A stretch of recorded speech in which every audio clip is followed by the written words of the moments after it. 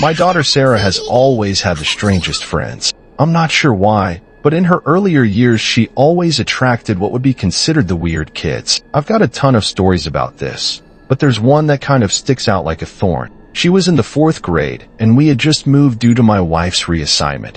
So Sarah was new to her school. She had always been an outgoing and friendly kid, so my wife and I weren't particularly worried about her ability to make new friends. We were transitioning well as a family and everything was going well with her at school. I was beyond pleased the first time I met all of Sarah's classmates' parents, as they all seemed like upstanding, honest people. A few months after the move, I got a call from Sarah's school in the middle of the day requesting one of her parents come in to discuss an incident involving her and another student. My wife was at work, so I assumed the responsibility and agreed to meet with the principal. After picking up my daughter, I remember feeling a mixture of anger and confusion.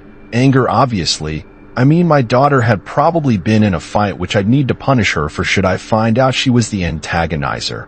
But confusion as well. Physical altercations were very uncharacteristic of Sarah, which made this more concerning to me. As I was walking her to the principal's office, she refused to answer any of my questions about the situation, which was also very unlike her. Usually she was extremely talkative and what you'd call an oversharer, so her silence was somewhat unsettling. I figured she was either embarrassed or scared, so I didn't think much of it. The principal asked that Sarah sit in the waiting room outside his office, so that's where I left her. After closing the door, the principal directed me to a chair in front of his desk, which is where I sat down. He began asking me questions about Sarah, the kinds of questions you'd expect. How is her behavior at home?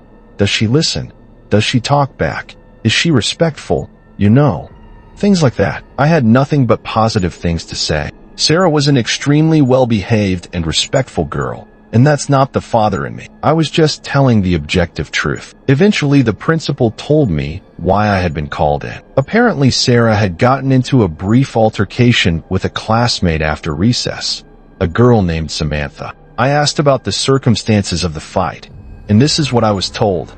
They had been the last 2 students outside, and they were walking up the stairs together. Seemingly out of nowhere, Sarah pulled an eraser out of her pocket and struck Samantha over the head with it, causing her to fall to the ground and start screaming. I was baffled. It was totally unlike Sarah to do something like that without being provoked. Plus, I had heard about the Samantha girl before. Sarah spoke fondly of her, like they were close friends. I asked the principal more questions, but he didn't seem to have the answers and ultimately admitted that no one had seen the incident, but both girls had independently confirmed details of the story. He then said that Sarah wasn't in trouble, as a little fight wasn't too uncommon. He told me that he just wanted to inform me and that no further action would be taken, which definitely calmed me down. After that, he excused me, so I left. Sarah was still silent about the whole thing as I drove her home, and only opened up to me right before bedtime. Admittedly, I had grown frustrated with her for not talking to me, which was probably why she quit the silent act. She told me that Samantha had tricked her. I asked her to elaborate, and she told me that they had been playing make-believe Street Fighter, as per Samantha's instruction. Sarah had pulled out an eraser for a KO move of some sort. Out of nowhere, Samantha fell to the ground and pretended to be really hurt.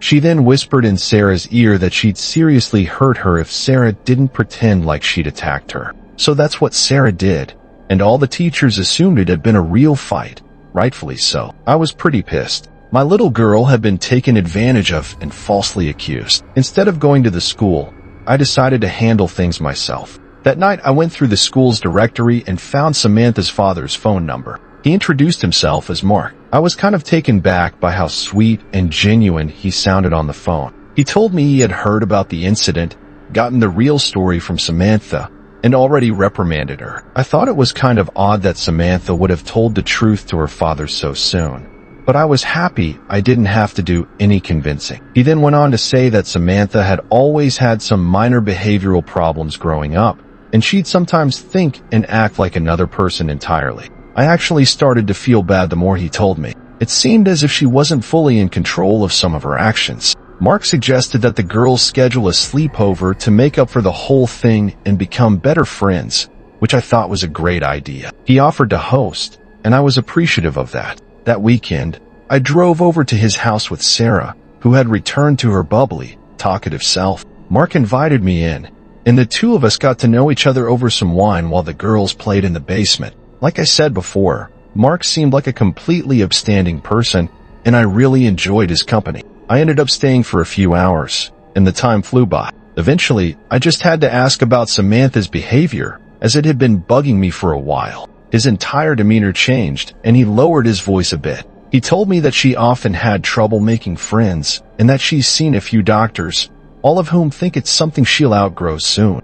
He went on to say that she's gotten much better at controlling herself, and the fact that she was being more social at school was a good sign. I didn't inquire much more than that. I just wanted to make sure my daughter would be safe for the night. Mark promised me Sarah would be in good hands, and that Samantha didn't have a history of getting physical or violent, more so just acting strange. That was enough reassurance for me. This man was clearly genuine, and it actually felt kind of nice knowing that Sarah would be helping Samantha learn how to make friends. Eventually it came time to leave, so I went downstairs to say goodbye to Sarah. The two girls were laughing and playing Battleship. It looked like they were really getting along. I kissed my daughter goodbye and drove home. The next morning, I went to go pick her up. When I got to the house, she was waiting near the door with all her stuff and a smile on her face. I assumed the night went well. I said good morning to Mark and packed Sarah's stuff in the car. As we were driving away, though, she started bawling out of nowhere. I asked her what was wrong in a concerned voice, and what she told me was quite literally jaw-dropping. Sarah said that everything was going well until it came time to go to sleep. The girls had set up their sleeping arrangements in the basement, 2 air mattresses side by side. Everything seemed normal when they went to bed, but at some point in the night, Sarah woke up. She wasn't sure why at first, then she heard something whispering. It was coming from the bathroom. The door was slightly open, and there was a strange flickering light inside. Not like a regular bathroom light. As Sarah described it, it seemed more like a candlelight. She listened closer and realized it was Samantha talking. But she wasn't just talking, she was having a full conversation. Sarah thought maybe she was on the phone or something. But the more she listened, the weirder it got.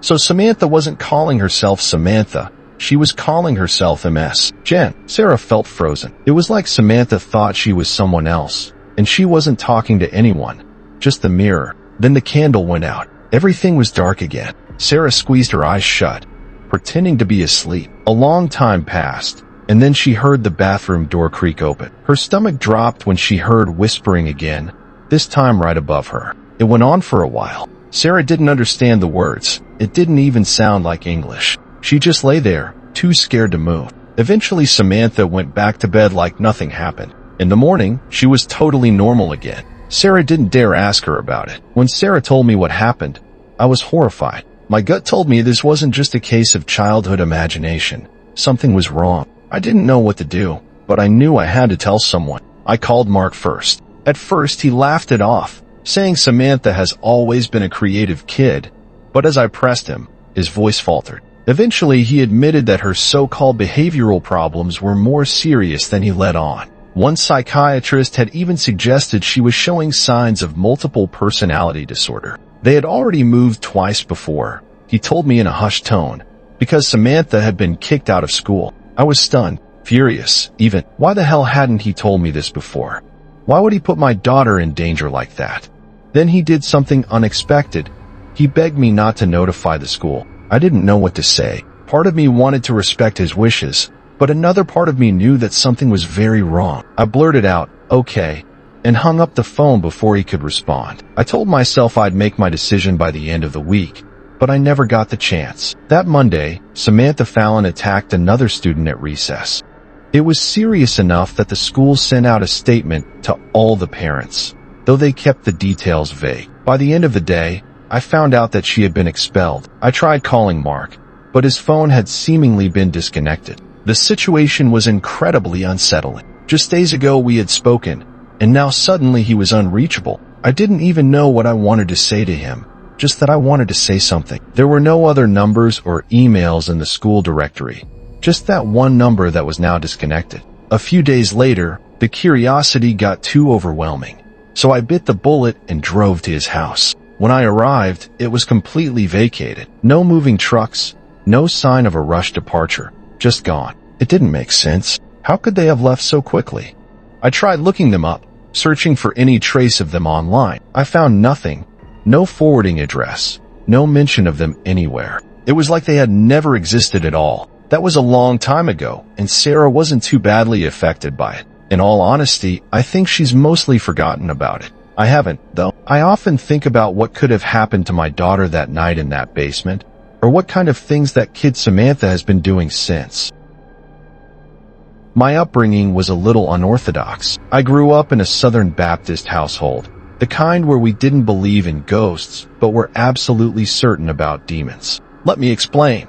If something strange happened, it wasn't a spirit or wandering soul. It was something darker, something biblical. I never fully bought into it, but the message was drilled into me from a young age. Rejecting demons meant rejecting scripture itself. My father, though, was different. Faith was optional for him. He wasn't atheist or agnostic, just indifferent. He'd say things like, "God and I have an understanding," whenever I pressed him about church. While I leaned into religion as a source of structure and stability, he drifted further from it. It was one of the many things that widened the gap between us. I won't sugarcoat it. My father struggled with addiction, mental health issues, things he never wanted help for. Some days he was functional. Others, he was downright insane. I try not to take it personally, but it was hard. Looking back, he definitely had schizophrenia or some kind of adjacent condition. But before you say anything about my family being neglectful of his mental health, it was a different time back then. One afternoon, I had a nightmare so vivid that I still remember every detail to this day. In the dream, I was lying in bed when my father stormed into my room, screaming in a fit of rage. He grabbed me by the wrist and started shaking me violently. I woke up in a pool of sweat, my body still rigid with fear, but before I could shake off the dream, it happened again. Except this time I wasn't asleep. The door barged open, and there he was, just as he had been in my nightmare. Same expression, same unhinged anger, same words. It was like the dream had been some kind of prophecy. I barely managed to push him off and yell for him to stop, and then it was over. He left as suddenly as he had entered, and when I confronted him the next morning, he had no memory of it. He seemed confused, even a little hurt that I was so shaken. I told myself it was a coincidence, some bizarre overlap between my subconscious and his moods, but part of me wondered if it was something worse. A few weeks later, I heard him screaming from the backyard. It was a strange sound, not a panicked scream or even a distressed one. The scream sounded more excited. I don't even know if that makes sense, but that's the best way I can describe it. I rushed outside and froze at what I saw. My father was standing in the yard, grinning, holding a massive 7-foot-long snake in his bare hands. That was terrifying enough on its own, but there's something you don't know which made it even worse. My father had a lifelong phobia of snakes. He couldn't even look at them on TV without recoiling, but there he was, gripping one like it was a toy. He said, "Come here," and motioned for me to grab the snake. I took a step back, shaking my head. I literally said, "Dad, what the hell?" But the look in his eye told me he couldn't even understand the words I was saying. He just smiled wider and tilted his head like he was trying to scare me. I couldn't deal with it. I turned and ran back inside, slamming the door behind me. My heart was pounding. I peeked out the window and saw him still standing there, holding the snake like an offering. Eventually, he let it slither onto the ground and walked back inside as if nothing had happened. Later, when I asked him about it, he shrugged like I was making it up. He told me I must have had a strange dream and refused to entertain me when I continued to ask about it. That was nothing compared to what I'm about to tell you, though. That winter, my church held an overnight lock-in. I was relieved to go. Church was my escape, a place where I could be around predictable, normal people. My father dropped me off, completely sober, and even kissed my forehead before driving away. At around 4:30 a.m., just as we were settling into sleep, a loud knocking echoed through the chapel. We all sat up, glancing at each other. The knocking moved, traveling around the building in an impossible way. At times, it sounded like it was coming from multiple directions at once. It wasn't wind. It wasn't an animal. It was rhythmic, circling the chapel like someone or something was trying to break in. The pastor, the only one with a key, was asleep in his office and hadn't heard a thing. I ran to wake him, and as soon as he stepped into the chapel, the knocking stopped. He opened the front doors and literally stumbled back in fear. Standing there, barefoot and sweating in the freezing air, was my father. His clothes were disheveled, and his hair was dripping with sweat. His lips were moving, but I couldn't hear what he was saying. He didn't acknowledge the pastor. His eyes locked on me immediately. A slow, unsettling smile stretched across his face as he walked toward me. I wanted to run. The pastor tried to hold me back, whispering, "Stay here," but I felt completely powerless, like I had no choice but to go with him. I climbed into the car, afraid that he was going to do something, but he didn't. The drive home was silent. He didn't speak, didn't explain. He didn't answer when I asked why he was there. When we got home, he stopped in the doorway and just stared at me. He stood there silently, watching me as I walked to my room. I closed the door, locked it, and lay awake for hours, listening. In the morning, he was in the kitchen, cooking breakfast. He was cheerful and clearly oblivious to what had happened the night before. He jumped back when he saw me, saying he was just about to pick me up from the church. I felt the blood drain from my face. He had no memory of knocking on the church doors, no memory of driving me home. It was freaky. I expected someone, the pastor, a church elder, even one of the chaperones, to say something about what had happened, but no one did. It was like they didn't know what to make of it, or worse, they didn't want to. That's kind of the way people treated my dad back then. That was decades ago. He's gone now, but his memory is something that will never leave me, for better or for worse. I don't know if I believe in demons or the supernatural anymore, but I can't explain what happened. The logical explanation is that he was suffering from mental illness, maybe addiction withdrawal, or maybe something else entirely. But the memory lapses, the eerie timing, the way he acted like a different person some nights, it still haunts me. I tell myself there's a rational answer for all of it, but even now, I'm not sure I believe that. My eldest daughter started sleepwalking when she was about 8 or 9. I had heard of kids going through phases like that, so I wasn't too concerned at first. It was just one of those things, a little unsettling, sure, but nothing I thought much about. I'm a pretty light sleeper, so none of my kids have ever been able to sneak around the house at night without me knowing. That's actually how I first figured out about my daughter's habit. Most nights, I'd wake up and find her standing in the hallway outside my bedroom, walking slightly on her heels, shifting her weight from foot to foot. Her eyes would be open, but they weren't seeing anything. That was the one part that always got me. For any of you who have lived with a sleepwalker, you know exactly what I'm talking about. Her gaze would pass right through me, empty and distant, like she was looking past me into something I couldn't see. It was always extremely strange, and I never fully acclimated to finding her like that. Sometimes she'd mumble something under her breath, words too soft and slurred to understand. Other times, she wouldn't make a sound, just standing there, breathing in that slow, steady way that somehow made it even worse. I'd gently guide her to bed, whispering her name, telling her everything was fine. She never seemed to remember any of it in the morning. Things escalated a few months after I made the realization that she was a sleepwalker. One night, I woke up to a rhythmic tapping sound. It sounded like water droplets repeatedly dripping onto a window pane, only it wasn't raining outside. It was soft, barely loud enough to wake me. At first, I thought it was part of a dream, some far-off noise that my half-asleep brain had misinterpreted. But as I lay there, the sound continued, steady and deliberate. It wasn't sporadic like rainfall would be. It occurred at regular intervals and always at the same volume. I kept listening, trying to figure out what it could be.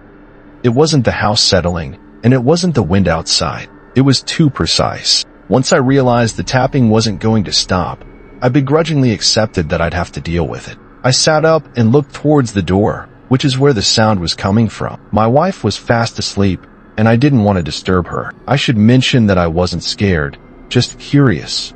Otherwise, I probably would have woken her up anyway. I got out of bed to investigate. When I stepped into the hallway, I saw her, my daughter, facing the wall, her forehead lightly knocking against it in slow, measured taps. Her fingertips gently grazed the wall in rhythm with her forehead taps, as if she was trying to walk through it. I remember calling her name, my voice barely above a whisper. She didn't react, just kept pressing her head forward, knocking it in that eerie, rhythmic way, like she was testing something, like she was trying to push through. I stepped closer, but right before I was about to intervene, I hesitated. Something about the way she was moving genuinely sent a chill right through me. I gently reached out and placed my hand on her shoulder, shaking her just enough to pull her out of whatever trance she was in. She blinked, took a step back, and then, as if nothing had happened, let me lead her back to bed. She never mentioned it in the morning. It happened a few more times, but it was pretty infrequent. If I'm being honest, I figured it was just another strange habit of sleepwalkers, maybe some kind of subconscious response to the wall being there. Some internal sense of space that her dreaming mind hadn't accounted for. And eventually, she outgrew it. The sleepwalking stopped, and the strange vacant staring in the hallway became a weird little memory that I mostly forgot about. That is, until my younger daughter started doing the same thing years later, the sleepwalking, I mean. At first, I brushed it off. Kids go through phases. Some behaviors repeat themselves. It was just so uncanny that both of them started sleepwalking around the same age. Again, though, nothing too unusual. Genetics are a fascinating thing. But eventually, I started noticing the little details, the things that gave me a growing sense of concern. It wasn't just that she sleepwalked. It was how she sleepwalked. She stood in the hallway, shifting from foot to foot, her eyes open but unfocused. She moved the same way as my older daughter had, with that slow, eerie rhythm, like her movements weren't completely random. It was unsettling. It felt like I was living the memory of watching my older daughter do the same thing years earlier, but it got worse than that. One night, I woke up to that tapping noise again. I already knew what I'd see before I stepped into the hallway, and I was right. There she was, forehead pressed to the exact same spot, knocking against the wall like she was trying to step into something that wasn't there. It was the exact same behavior my older daughter had exhibited all those years ago, from the forehead taps all the way down to the way her fingers brushed against the wall. I called her name. Nothing. I touched her shoulder. Nothing. She just kept knocking, her small body swaying slightly, lost in some deep, unreachable place. And that's when it hit me. She had never seen her older sister sleepwalk, at least not that I know of. Her sister hadn't done this in years. There was no reason for her to exhibit the same exact behavior. Not just the wandering, but the standing, the tapping, the eerie, misplaced urgency of it. I don't know why, but that thought made me feel sick. After some badgering, I eventually snapped her out of her trance. I guided her back to bed and tucked her in like I had done so many times before, trying to tell myself that it was just one of those things. And then, just like her sister, she outgrew it. Just like that. No more sleepwalking. No more tapping. She had no recollection of it either. For years, I didn't think about it. In all honesty, I had forgotten about the whole thing. But there's a reason I'm writing this now. My daughters are away at college now, and the house is a lot quieter than what I'm used to. Because of that, my wife and I have to find new things to occupy some of that downtime with. A few weeks ago, we decided to renovate the house. The house is pretty old, and we've lived in it long enough that we've decided to change things up. New floors, new paint, some fresh updates to make the place feel new again. It was all minor work, nothing too intensive. We were stripping the old wallpaper when we noticed something underneath. At first, I thought it was just some old backing or maybe a weird stain, but as we peeled more away, my breath caught. It was an old antique-style mirror, a mirror that had been covered for some reason. My first thought was, why the hell would someone cover a mirror instead of removing it?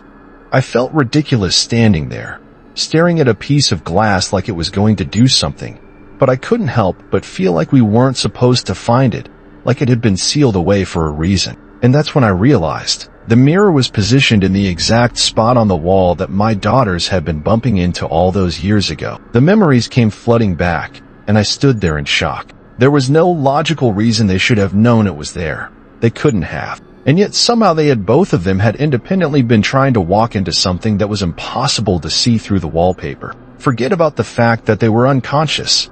I immediately got rid of that mirror, but I'm still pretty freaked out by the whole thing. There's got to be some kind of rational explanation for this, but I can't think of one. I still don't know what to make of this. I really don't. If you enjoyed these true horror stories, don't forget to like, subscribe, and hit the bell for more.